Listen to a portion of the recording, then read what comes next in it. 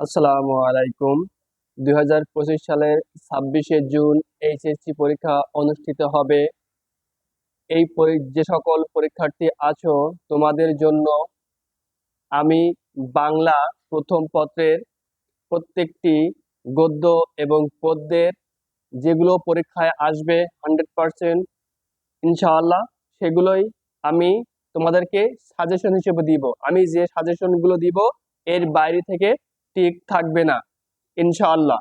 এই জন্য তোমরা আমার ভিডিওটি না টেনে শুরু থেকে শেষ পর্যন্ত দেখবে, তাহলে তোমরা টিকে 30-এ 30 পাবা ইনশাআল্লাহ। তো আসো প্রিয় শিক্ষার্থীবৃন্দ, এইচএসসি প্রশ্ন ব্যাংক 2025 বাংলা প্রথম পত্র সোনার তরী, এই কবিতার এমসিকিউ দিব এই ভিডিওটি আজ। খেয়াল করো যে 1 নম্বর কি বলছে, রবীন্দ্রনাথ ঠাকুর কত সালে সাহিত্যে নোবেল পুরস্কার পান? 1913 খ্রিস্টাব্দে। রবীন্দ্রনাথ ঠাকুর নোবেল পুরস্কার পেয়েছিলেন সাহিত্যে কত সালে? 1913 সালে। সোনার তরী কবিতায় কবি রবীন্দ্রনাথ ঠাকুর কি ফুটিয়ে তুলেছেন? সোনার তরী কবিতায় রবীন্দ্রনাথ ঠাকুর জীবন দর্শন ফুটিয়ে তুলেছেন। কি ফুটিয়ে তুলেছেন? জীবন দর্শন ফুটিয়ে তুলেছেন। এরপরে 3 নম্বরের জন্য একটি উদ্দীপক পড়ব। হাসন রাজা তার মরমী গানের জন্য মানুষের হৃদয়ে বেঁচে আছেন আজও। উদ্দীপকের মরমী গানকে সোনার তরী কবিতার কোনটির সঙ্গে তুলনা করা যায়? এটি সোনার তরী কবিতায় সোনার ধান এর সাথে তুলনা করা যায়। কিসের সাথে? সোনার ধান, এটির সাথে এই উদ্দীপকের তুলনা করা যায়। উদ্দীপক ও সোনার তরী কবিতার ভাবগত ঐক্যের কারণ কোনটি? কর্মফলের মহিমা। যে সোনার তরী কবিতার ভাবগত ঐক্যের কারণ কোনটি? উদ্দীপক ও সোনার তরী। এটা কর্মফলের মহিমা, কর্মফলের মহিমা। সোনার তরী কবিতাটি কোন ছন্দে রচিত? সোনার তরী কবিতাটি মাত্রাবৃত্ত ছন্দে রচিত। সোনার তরী কবিতাটি কোন ছন্দে রচিত? মাত্রাবৃত্ত ছন্দে রচিত সোনার তরী কবিতাটি। এ পারেতে ছোট ক্ষেত আমি একেলা, এই চরণটিতে আমি বলতে প্রতীকী অর্থে কাকে বোঝানো হয়েছে? আমি বলতে এখানে প্রতীকী অর্থে ব্যবহৃত হয়েছে কবিকে নিজেই, যে কবি নিজেকেই এখানে আমি প্রতীকী অর্থে ব্যবহার করা হয়েছে, যে এ পারেতে ছোট ক্ষেত আমি একেলা। সোনার তরী কবিতায় যারে খুশি তারে দাও, সোনার তরী কবিতায় যারে খুশি তারে দাও উক্তিটিতে প্রকাশ পেয়েছে। উক্তিটিতে কি কি প্রকাশ পেয়েছে? খেয়াল করো, উক্তিটিতে সৃষ্টির মাঝে বাঁচার আকুতি এটি প্রকাশ পেয়েছে এবং সৃষ্টির প্রতি গভীর ভালোবাসা, সৃষ্টির প্রতি গভীর ভালোবাসা, এই দুইটি প্রকাশ পেয়েছে। এরপর আসি, সোনার তরী কবিতায় বিদেশ শব্দটি কি অর্থে ব্যবহার হয়েছে? বিদেশ শব্দটি কোন অর্থে ব্যবহৃত হয়েছে? এটি চিরায়ত শিল্পলোক, চিরায়ত শিল্পলোক এই অর্থে ব্যবহৃত হয়েছে। যে সোনার তরী কবিতায় বিদেশ শব্দটি কি অর্থে ব্যবহৃত হয়েছে? চিরায়ত শিল্পলোক এই অর্থে ব্যবহৃত হয়েছে সোনার তরী কবিতায় বিদেশ শব্দটি। এরপর আসি 9 নম্বরে। সোনার তরী কবিতায় সোনার ধান বলতে কি বোঝানো হয়েছে? সোনার ধান বলতে সৃষ্টি সম্ভার বোঝানো হয়েছে। সোনার ধান বলতে কি বোঝানো হয়েছে? সৃষ্টি সম্ভার এটি বোঝানো হয়েছে। এরপরে উদ্দীপক পড়ি। গভীর হতে আরো গভীরে, শূন্যতার অতল থেকে আরো অতলে, নিশ্ছিদ্র অন্ধকার থেকে অন্ধকারাচ্ছন্ন, অন্ধকারে কেউ নেই কোথাও নেই। উদ্দীপকের শেষ পংক্তির সাথে সোনার তরী কবিতার কোন ভাবের মিল আছে? এই উদ্দীপকের সাথে সোনার তরী কবিতার ভাবের মিল আছে কবির নিঃসঙ্গতা, কবির নিঃসঙ্গতার এই ভাবের মিল আছে। সোনার তরী কবিতায় উক্ত ভাব প্রকাশ পেয়েছে কোন পংক্তিতে? এটি কুলে একা বসে আছি নাহি ভরসা, মানে কবি সোনার ফসল নিয়ে একা বসে আছেন কুলে, তার কোনো ভরসা নেই, এই জন্য বলছে কুলে একা বসে আছি নাহি ভরসা। শূন্য নদীর তীরে রহিনু পড়ি, শূন্য নদীর তীরে রহিনু পড়ি, এই দুটি। সোনার তরী কবিতায় কৃষককে তরীতে নিতে না চাওয়ার কারণটা কি? যে সোনার তরী কবিতায় কৃষককেই ওই তরীতে জায়গা হলো না, তরীটি ছিল ছোট, তরীটি ছোট থাকার কারণে কৃষকের তরীতে জায়গা হয়নি বা তাকে নিতে চাওয়া হয়নি। সোনার তরী কবিতায় মাঝির আচরণে কি প্রকাশ পেয়েছে? সোনার তরী কবিতায় মাঝির আচরণে প্রকাশ পেয়েছে নির্বিকারত্ব ও নিরাসক্তি। নির্বিকারত্ব ও নিরাসক্তি, এই দুটি প্রকাশ পেয়েছে সোনার তরী কবিতায় মাঝির আচরণে। এরপরে যাহা ছিল নিয়ে গেল সোনার তরী পংক্তিটিতে কবির যে মানসিকতার প্রকাশ ঘটেছে তা হলো, কবি এখানে অসহায়ত্ব এবং নিঃসঙ্গতা, অসহায়ত্ব এবং নিঃসঙ্গতা, এই দুটি মানসিকতার প্রকাশ ঘটেছে সোনার তরী কবিতার এই পংক্তিটিতে। এরপর আসি 15 নম্বরে। 15 নম্বরে কি বলছে? ঘন বর্ষা শব্দটির মাধ্যমে কবিতায় মূলত কি বোঝানো হয়েছে?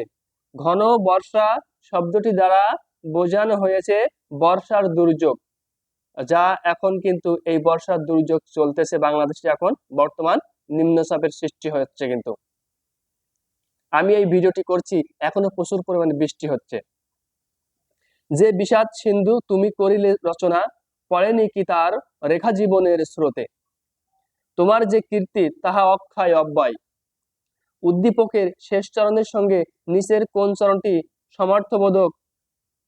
যাহা ছিল নিয়ে গেল সোনার তরী, এই চরণটি সমর্থবোধক, যে যাহা ছিল নিয়ে গেল সোনার তরী, এটি চরণটি সমর্থবোধক। উদ্দীপকের তুমি সোনার তরী কবিতায় কোনটির সঙ্গে সঙ্গতিপূর্ণ? এটি কৃষকের সাথে সঙ্গতিপূর্ণ। যে সোনার তরী কবিতায় কোনটির সঙ্গে সঙ্গতিপূর্ণ? এই তুমিটা কৃষকের সাথে সঙ্গতিপূর্ণ। এরপরে আসি, ক্ষুরধারা বলতে কি বোঝানো হয়েছে? ক্ষুরধারা বলতে ক্ষুরের মতো ধারালো, এটিকে বোঝানো হয়েছে। যে ক্ষুরধারা বলতে ক্ষুরের মতো ধারালো বোঝানো হয়েছে। সোনার তরী কবিতায় ফসলের জমির চারিদিকে বেষ্টিত জলরাশি কিসের প্রতীক? যে সোনার তরী কবিতায় ফসলের জমির চারিদিকে বেষ্টিত জলরাশি কিসের প্রতীক? এটি কালো স্রোতের প্রতীক। এটি কিসের প্রতীক?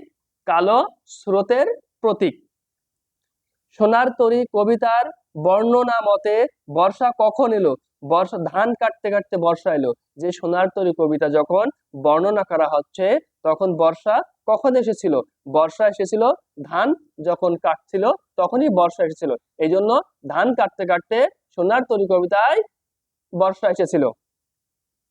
ব্যক্তি জীবনে কদরহীন এ উপলব্ধির ইঙ্গিত সোনার তরী কবিতার কোন চরণে রয়েছে? এটি রয়েছে শূন্য নদীর তীরে রহিনু পড়ি। শূন্য নদীর তীরে রহিনু পড়ি। যে ব্যক্তি জীবনে কদরহীন এই উপলব্ধির ইঙ্গিত সোনার তরী কবিতার কোন চরণে রয়েছে? শূন্য নদীর তীরে রহিনু পড়ি।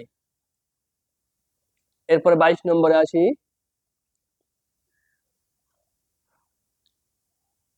সোনার তরী কবিতায় কোন সময়ের কথা আছে? প্রভাত সময়ের কথা আছে। সোনার তরী কবিতায় কোন সময়ের কথা আছে? প্রভাত সময়ের কথা আছে। রবীন্দ্রনাথ ঠাকুরের প্রথম কাব্যগ্রন্থের নাম কি? রবীন্দ্রনাথ ঠাকুরের প্রথম কাব্যগ্রন্থের নাম বনফুল। প্রথম কাব্যগ্রন্থের নাম কি?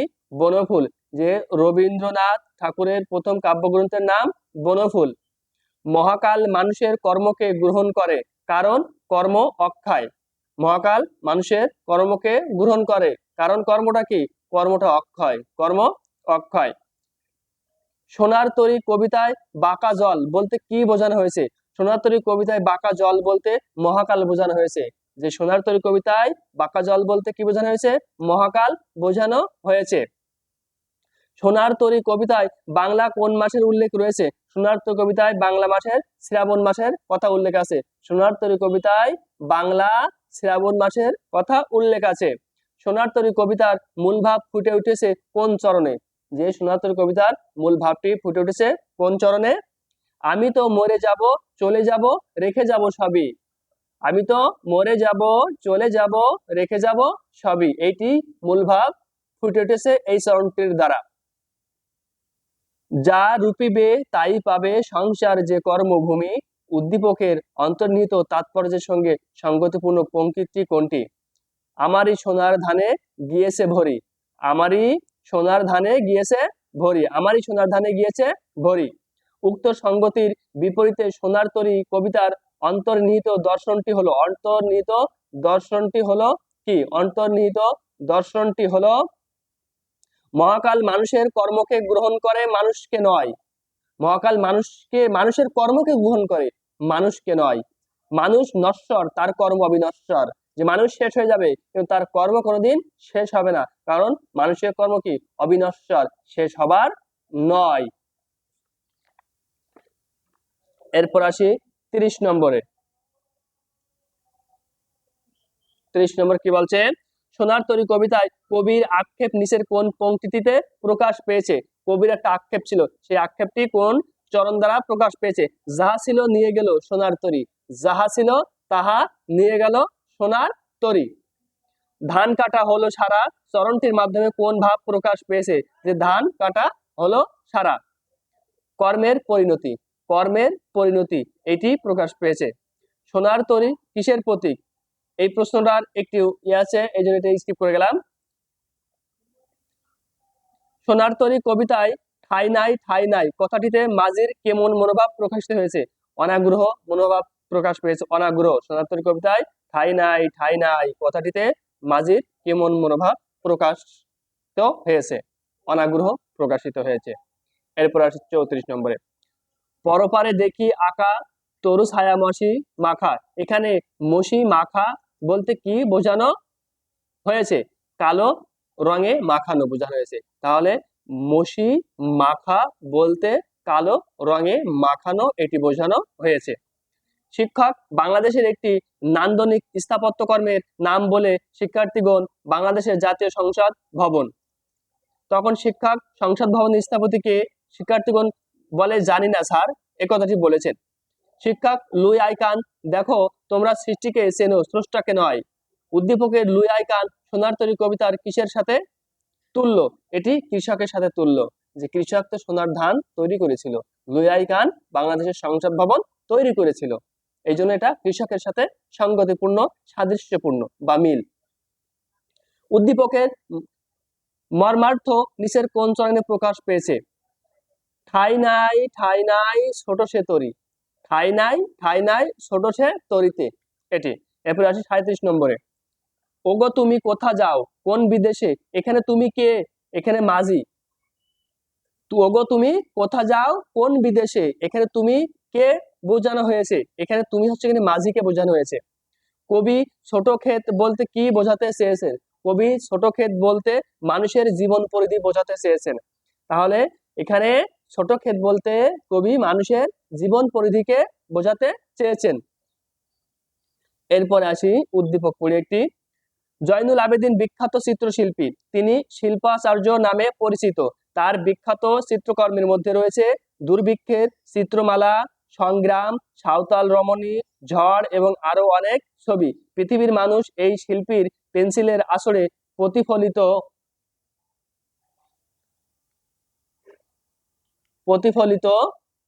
দুর্ভিক্ষ তাড়িত মানুষও সেই সময়কে আজও অনুভব করে। বর্তমান ঢাকা বিশ্ববিদ্যালয়ের চারুকলা অনুষদ প্রতিষ্ঠায় তিনি ছিলেন প্রধা ব্যক্তিত্ব।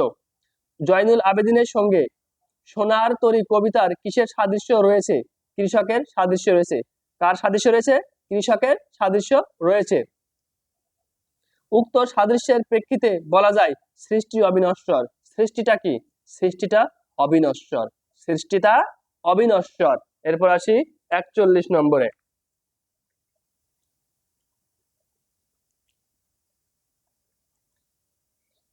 500 বছর আগে বিশ্ব চিত্রকর্মের সর্বাধিক উজ্জ্বল কিংবদন্তি লিওনার্দো দা ভিঞ্চির আঁকা মহাকাব্যিক চিত্রকর্ম মোনালিসা।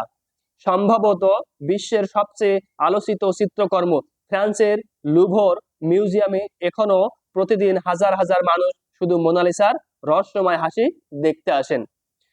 মোনালিসা চিত্রকর্মের সাথে সোনার তরী কবিতার কিসের সাদৃশ্য রয়েছে? সোনার ধানের সাথে সাদৃশ্য রয়েছে। কিসের সাথে সাদৃশ্য রয়েছে? সোনার ধানের সাথে সাদৃশ্য রয়েছে। উদ্দীপকের সাথে সোনার তরী কবিতার সাদৃশ্যের কারণ, জগৎ স্রষ্টাকে চায় না, তার সৃষ্টিকে চায়।